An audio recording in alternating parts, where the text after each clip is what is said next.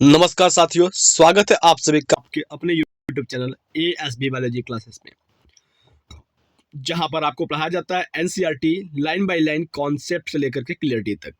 साथियों, आज के इस क्लास में हम आपको पढ़ाने वाले हैं immune system in the body, यानी कि शरीर के अंदर पाए जाने वाले प्रतिरक्षा तंत्र के बारे में, इम्यून सिस्टम के बारे में आज के इस क्लास में हम डिस्कस करेंगे।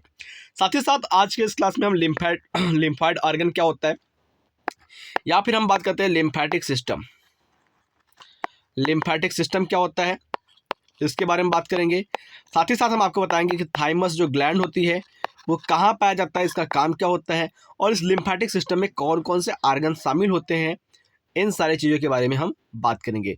ये टॉपिक आपके बोर्ड एग्जाम और नीट के पॉइंट ऑफ व्यू और साथ ही साथ CUT एग्जाम के पॉइंट ऑफ व्यू काफ़ी ज़्यादा इंपॉर्टेंट होने वाला है। तो चलिए शुरू करते हैं आज के इस क्लास को, समझते हैं एक एक पॉइंट को अच्छे से और हर चीज़ को गहराई से समझने का प्रयास करते हैं। चलिए शुरू करते हैं आज के इस क्लास को बिना किसी देरी के और समझते हैं। देखो, यहाँ पर अगर हम बात करते हैं तो आपको बताया गया है कि इम्यून सिस्टम में क्या चीज़ें होती हैं।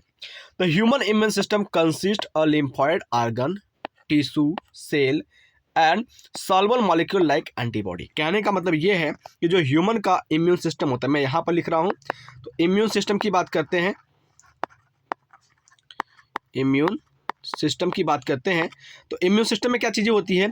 तो इम्यून सिस्टम में पाया क्या जा रहा है, तो नंबर 1 पर अगर हम बात करें तो यहाँ पर लिम्फॉइड ऑर्गन पाया जा रहा है, और क्या पाया जा रहा है, यहाँ पर पाया जा रहा है टिश्यू पाया जा रहा है, ठीक है, टिश्यू पाया जा रहा है, और क्या पाया जा रहा है, सेल पाया जा रहा है। कौन सा सेल होता है वो भी मैं आपको बता दूंगा। उसके अलावा अगर हम बात करते हैं तो इसमें कुछ सॉल्युबल मॉलिक्यूल पाए जाते हैं, जैसे कि एंटीबॉडीज। ये सारी चीज़ें क्या होती हैं, पाई जाती हैं आपके इम्यून सिस्टम के अंदर, ठीक है, और इन सभी चीज़ों से मिलकर के क्या होता है, आपका इम्यून सिस्टम बनता है। तो आई होप आप इस चीज़ को भी अच्छे तरीके से समझ पा रहे हैं। चलिए अगर हम आगे की बात करते हैं तो आगे की पॉइंट्स में क्या बताया गया उसको देखते हैं। तो सेल की बात करते हैं तो सेल में आपका टी लिम्फोसाइट सेल और बी लिम्फोसाइट सेल, ठीक है। आगे बात करते हैं, एज यू हैव रीड, जैसा कि आप पढ़ चुके हैं, immune system is unique in the sense that it recognize foreign antigen, respond to these and remember them।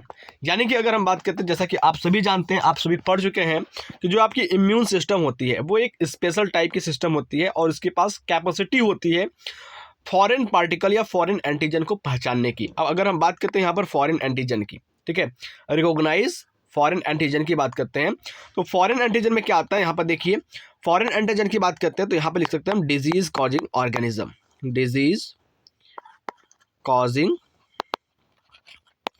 Organism की बात करते हैं। रोग उत्पन्न करने वाले जो ऑर्गेनिज्म होते हैं वो आते हैं क्या, आपके फॉरेन एंटीजन्स में आते हैं।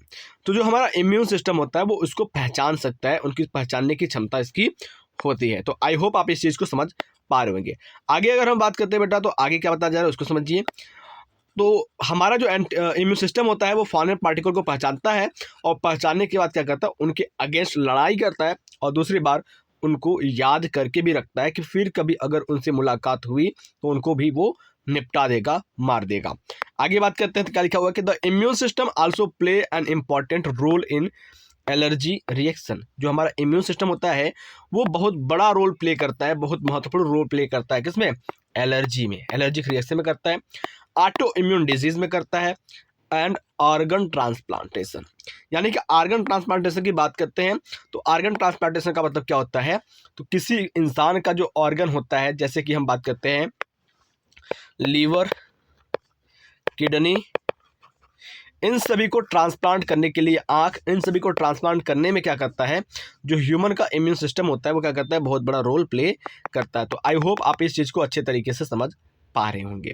ऑटो इम्यून की बात करते हैं तो ऑटो इम्यून में क्या होता है, जेनेटिक या किसी भी दूसरे कारण से क्या करता है, जो अपना इम्यून सिस्टम होता है वो अपने ही बॉडी के सेल को मारना शुरू कर देता है। इसको हम ऑटो इम्यून के नाम से जानते हैं। आई होप आप चीज़ को समझ पा रहे होंगे। चलिए आगे अगर हम बात करते हैं तो यहाँ पर जो आपने लिखा था लिम्फॉइड ऑर्गन, टिश्यू, सेल और सॉल्युबल मॉलिक्यूल एंटीबॉडीज, तो इनके बारे में एक एक करके अभी हम चर्चा करने वाले हैं। तो फर्स्ट ऑफ ऑल अगर हम बात करते हैं तो सबसे पहले हम आपको बताने जा रहे हैं किसके बारे में, लिम्फॉइड ऑर्गन के बारे में। लिम्फॉइड ऑर्गन क्या होता है, अब अगर लिम्फाइड ऑर्गन की बात करते हैं तो लिम्फाइड ऑर्गन में वे ऑर्गन आते हैं जो लिम्फेटिक सिस्टम का फॉर्मेशन करते हैं। यानी कि अगर हम बात करते हैं तो आपको मैं दिखाऊं, यहाँ पर आप देख सकते हैं ये आपकी लिम्फेटिक सिस्टम है, ठीक है। यहाँ पर देखिए ये आपके लिम्फेटिक सिस्टम का डायग्राम है, ठीक है। और इस लिम्फेटिक सिस्टम के डायग्राम में जो भी चीज़ें लिखी हुई हैं वो सारी के सारी आपके लिम्फाइड ऑर्गन में आती हैं। कौन कौन सी आती हैं? लिम्फ नोड, थाइमस ग्लैंड और लिम्फेटिक वेसल्स। ये क्या होती है बेटा साथियों? ये सारे क्या होते हैं? आपके लिम्फॉइड ऑर्गन के पार्ट हैं। किसके? Lymphoid organ. लिम्फॉइड ऑर्गन के क्या है? पार्ट है।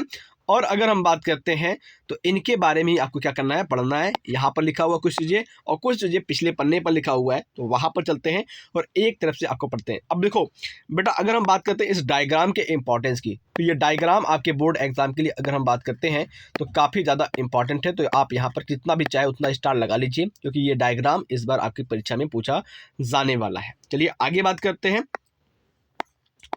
तो यहाँ पर देखिए सबसे पहले अगर हम बात करते हैं लिम्फॉइड ऑर्गन की, ठीक है। तो लिम्फॉइड ऑर्गन में क्या होता है? लिखा है देखो, these are the organs where origin and or maturation of proliferation of lymphocytes occur। यानी कि अगर हम बात करते हैं तो लिम्फॉइड ऑर्गन की बात करते हैं ना, लिम्फॉइड ऑर्गन की बात करते हैं। तो लिम्फॉइड ऑर्गन क्या होता है? एक ऐसा स्थान, एक क्या होता है? प्लेस होता है। क्या होता है? एक प्लेस होता है, एक स्थान होता है।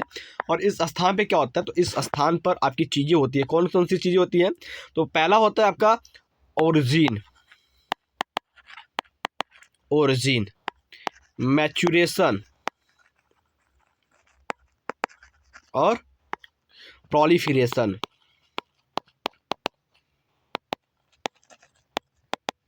ठीक है, तो ये जो आपके ऑर्गन है, लिम्फॉइड ऑर्गन है, उसके अंदर क्या होता है भाई? ओरिजिन होता है, निर्माण होता है किसी चीज़ का। और वो चीज़ें क्या होती है? इसमें मैच्योर होती है। और प्रोलिफरेशन का मतलब उसमें विभेदन आता है। किसका? जो आपकी लिम्फोसाइट सेल होती है उनका, टी लिम्फोसाइट, ठीक है, जो आपकी टी लिम्फोसाइट होती है जिसको टी लिम्फ कहते हैं, और बी लिम्फोसाइट जिसको बी लिम्फ कहते हैं, उनका निर्माण होता है, मैच्योरेशन होता है, प्रोलिफरेशन होता है। यानी कि उसमें भिन्नताएं आती हैं। वो कहाँ होती है? तो लिम्फॉइड ऑर्गन के अंदर होती है। तो आई होप आप इस चीज़ को अच्छे तरीके से समझ पा रहे होंगे। चलिए आगे अगर हम बात करते हैं तो यहाँ पे क्या लिखा गया है कि these primary lymphoid organs are bone marrow. यानी कि अगर हम बात करते हैं जो लिम्फॉइड ऑर्गन होती है ना, जस्ट एक सेकेंड, हम बात करते हैं यहाँ पर लिम्फॉइड ऑर्गन की बात करते हैं, लिम्फॉइड ऑर्गन की बात करते हैं। तो प्राइमरी लिम्फॉइड ऑर्गन की बात करते हैं, तो प्राइमरी लिम्फॉइड ऑर्गन की बात करते हैं तो प्राइमरी लिम्फॉइड ऑर्गन में कौन आता है? आपका बोन मैरो आता है, बोन मैरो आता है, और क्या आता है? थाइमस ग्लैंड आता है। ये दोनों क्या होते हैं? आपके प्राइमरी लिम्फॉइड ऑर्गन होते हैं। तो इन दोनों को आप याद कर लेंगे। एमसीक्यू क्वेश्चन के रूप में आपको मिल सकते हैं कि which one is the primary lymphoid organ. तो इसका आंसर अगर आपको दिख जाए, क्या दिख जाए? आपको दिख जाए बोन मैरो, तब पर भी आप टिक लगा दीजिएगा, या फिर आपको लिम्फॉइड थाइमस ग्लैंड दिख जाए तब पर भी आप टिक लगा सकते हैं। तो आई होप आप इस चीज़ को बारीकी से अच्छे तरीके से समझ पा रहे होंगे। चलिए आगे अगर हम बात करते हैं तो यहाँ पर क्या लिखा हुआ है? तो यहाँ पर देखिए लिखा हुआ है साफ शब्दों में, जस्ट एक सेकेंड, यहाँ देखिए, यहाँ पे लिखा है कि where immune lymphocytes differentiate into the antigen sensitive lymphocyte. यानी कि अगर हम बात करते हैं तो ये बोन मैरो और थाइमस जो होते हैं एक ऐसे स्थान होते हैं जहाँ पर इमेच्योर लिम्फोसाइट जो होते हैं वो डिफ्रेंशिएट होता है उनमें एंटीजन सेंसिटिव लिम्फोसाइट के रूप में। एंटीजन सेंसिटिव लिम्फोसाइट की बात करते हैं तो क्या होता है? ये क्या करते हैं? लिम्फोसाइट का निर्माण करते हैं जो कि जो पैथोजन होते हैं। पैथोजन की मतलब बेटा बात करते हैं तो पैथोजन जो आपके फॉरेन पार्टिकल्स होते हैं जो कि बीमारी उत्पन्न करते हैं, उनसे लड़ने का काम करते हैं। तो आई होप आप इस चीज़ को भी बाकायदा अच्छे तरीके से समझ पा रहे होंगे। चलिए आगे अगर हम बात करते हैं तो यहाँ पर क्या हुआ है कि मैच्योरेशन के बाद ये जो लिम्फोसाइट होते हैं वो जाते कहाँ पर हैं, क्या करते हैं, उसकी बात करते हैं। तो यहाँ पर लिखा गया है कि आफ्टर मैच्योरेशन, जब ये परिपक्व हो जाते हैं, द लिम्फोसाइट माइग्रेट, यानी कि लिम्फोसाइट क्या करते हैं? माइग्रेट करते हैं into secondary lymphoid organ like spleen, lymph node, tonsil, ठीक है, pair patches of small intestine. तो यहाँ पर अगर हम आपको दो चीज़ें बताएं एक साथ तो समझिएगा। अगर हम लिम्फॉइड ऑर्गन की बात कर लेते हैं, लिम्फॉइड आर्गन की बात करते हैं तो आपके दो तरीके के लिम्फॉइड आर्गन होते हैं। कौन कौन से होते हैं? एक आपका प्राइमरी लिम्फॉइड आर्गन होता है, इसको यहाँ पर लिखूँ मैं, जस्ट एक सेकेंड। एक आपका क्या होता है? प्राइमरी लिम्फॉइड ऑर्गन, और दूसरा क्या होता है आपका? Secondary lymphoid organ. अब अगर हम बात करते हैं प्राइमरी लिम्फॉइड ऑर्गन में तो कौन आता है भाई? तो प्राइमरी लिम्फॉइड ऑर्गन के अंदर क्या होता है आपका आ जाता है बोन मैरो आ जाता है, और थाइमस ग्लैंड आ जाता है। तो ये बोन मैरो और थाइमस ग्लैंड ही एक ऐसे स्थान है जहां पर क्या होते हैं, जो आपके लिम्फोसाइट होते हैं, क्या होते हैं? लिम्फोसाइट्स जो होते हैं वो क्या होते हैं? बनते हैं। कहां पर? तो बोन मैरो में और थाइमस ग्लैंड में। और वहीं पर क्या होते हैं? ये मैच्योर होते हैं, यानी कि बड़े होते हैं। जब ये मैच्योर हो जाते हैं तो मैच्योर होने पर कहाँ ले जाते हैं? तो मैच्योर होने के बाद ये चले जाते हैं सेकेंडरी लिम्फॉइड ऑर्गन में। सेकेंडरी लिम्फॉइड ऑर्गन की बात करते हैं तो कौन सा आता है भैया? सेकेंडरी लिम्फॉइड ऑर्गन की बात करते हैं तो इसमें आ जाता है आपका स्प्लीन। क्या आ जाता है? स्प्लीन। ठीक है, पेयर पैचेस ऑफ स्टमच में चला जाता है। ठीक है, पेयर पैचेस ऑफ स्टमच वहां पर चला जाता है। इसके अलावा अगर हम बात करते हैं तो ये चला जाते हैं लिम्फ नोड में चले जाते हैं। तो आई होप आप इस चीज़ को समझ चुके होंगे जो मैं आपको बताना चाह रहा हूँ। मैं आपको एक साथ दो चीज़ें बताना चाह रहा हूँ। पहले मैं आपको बताना चाह रहा हूँ कि प्राइमरी लिम्फॉइड ऑर्गन क्या होता है, तो बोन मैरो और थाइमस ग्लैंड होते हैं। इसमें होता क्या है? तो लिम्फोसाइट बनते हैं और मैच्योर होते हैं। सेकेंडरी लिम्फॉइड ऑर्गन की बात करें तो इसमें क्या होता है भाई? आपके लिम्फ नोड पाए जाते हैं, स्प्लीन पाए जाते हैं, pair patches of small intestine पाए जाते हैं, और इसमें जो मैच्योर लिम्फोसाइट होते हैं वो क्या होते हैं? आकर के स्टोर हो जाते हैं, रुक जाते हैं। तो आई होप आप इस चीज़ को अच्छे तरीके से समझ पा रहे हैं। तो और अगर हम बेटा बात करें तो अपेंडिक्स, जो आपका अपेंडिक्स भी होता है वो भी क्या होता है? आपका सेकेंडरी लिम्फॉइड ऑर्गन के अंतर्गत गिना जाता है। आगे बात करते हैं। तो अगर आपसे कोई पूछता है कि आपके प्राइमरी और सेकेंडरी लिम्फॉइड ऑर्गन कौन से हैं, तो आप आसानी से बता पाओगे कि नहीं? देखो मैं आपको एक बार फिर से आपको बताऊं तो आप देखिए यहाँ पर जो आपके प्राइमरी लिम्फॉइड ऑर्गन होते हैं वो आपके बोन मैरो होते हैं और थाइमस ग्लैंड होता है, और सेकेंडरी लिम्फॉइड ऑर्गन होता है जैसे स्प्लीन हो गया, लिम्फ नोड हो गया, टॉन्सिल हो गए, pair patches of small intestine हो गए, अपेंडिक्स हो गए। तो ये सारे क्या होते हैं? आपके सेकेंडरी लिम्फॉइड ऑर्गन होते हैं। तो आई होप आप इस चीज़ को अच्छे तरीके से समझ पा रहे होंगे, कैच कर पा रहे होंगे। आगे बात करते हैं। The secondary lymphoid organ provide the site for interaction of lymphocyte with the antigens. Secondary lymphoid organ क्या होता है भाई? सेकेंडरी लिम्फॉइड ऑर्गन एक ऐसा स्थान होता है जहां पर जो आपके लिम्फोसाइट होते हैं वो इंट्रैक्ट करते हैं एंटीजन से, एंटीजन के साथ वो जुड़ने का काम करते हैं, विच देन प्रोलिफरेट। ठीक है, और उसके बाद ये प्रोलिफरेट हो जाते हैं, ठीक है, टू बिकेम इफेक्टर सेल, यानी कि ये प्रोलिफरेट हो जाते हैं, ये विभिन्न इसमें विभेदन हो जाता है इफेक्टर सेल के साथ, ये जुड़ जाते हैं। The location of various lymphoid organ. ठीक है, अगर हम बात करते हैं location of various lymphoid organ in human body shown in figure 7.5, यानी कि अगर हम बात करें तो ये क्या कर रहा है कि जो आपके लिम्फॉइड ऑर्गन है उन सभी चीज़ों को देखना है। उन सभी चीज़ों को देखने के लिए आपको कहाँ करना पड़ेगा? इस फिगर नंबर 7.4 पर जाना पड़ेगा, और जहाँ पर आपको सारी चीज़ें, जस्ट एक सेकेंड,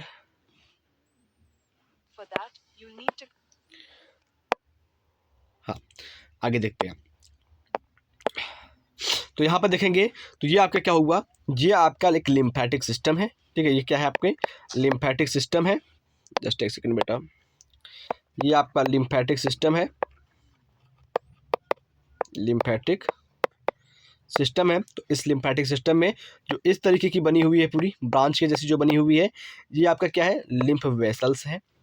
और जगह जगह पर देखेंगे क्या है, ये जो ब्रांच जैसी स्ट्रक्चर बनी हुई है, इस ब्रांच जैसी स्ट्रक्चर पे क्या हुआ है? गांठ पाया जा रहा है। इस तरीके से क्या हो रहे हैं? गांठ पाए जा रहे हैं येलो कलर के। इस येलो कलर के गांठ को क्या कहते हैं? हम लिम्फ नोड कहते हैं। ठीक है, यहाँ पर देख सकते हो येलो कलर के गांठ पाए जा रहे हैं, तो इसको लिम्फ नोड के नाम से जानते हैं। और बीच में देखोगे तो क्या होगा? बीच में आपका थाइमस ग्लैंड है, ठीक है। बीच में अगर देखेंगे तो क्या है, बीच में आपका थाइमस ग्लैंड है। तो इस तरीके से अगर देखो यहाँ पर जूम करके दिखाता हूँ मैं आपको, तो जूम करने पर आप देख सकते हैं कि यहाँ पर जो येलो कलर की डॉट पाई जा रही है, देखिए इस तरीके से जो डॉट पाई जा रही है इसको लिम्फ नोड कहते हैं, और इस तरीके से जो ब्रांच निकली हुई है इसको क्या कहते हैं हम, लिम्फ वेसल्स कहते हैं, और इसको कहते हैं थाइमस ग्लैंड। अगर थाइमस ग्लैंड की बात करते हैं तो ये भाई आपके बॉडी में सबसे ज़्यादा हेल्पफुल होता है, पैथोजन से लड़ने का काम करता है।